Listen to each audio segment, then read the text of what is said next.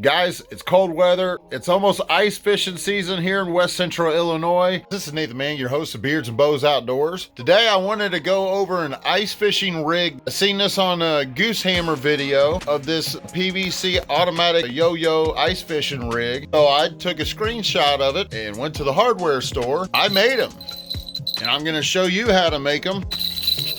Links to everything can be found down below in the description. I will also leave a parts list down below. These are what's called a yo-yo. You can find these on Amazon. You could set at whatever depth you want, and you just slide this trigger over and it sits down in this groove here. Then once a fish pulls on it far enough, it allows it to auto wind like a tape measure. These are springs you can find at a hardware store or on Amazon as well. These are a catfish fishing bell.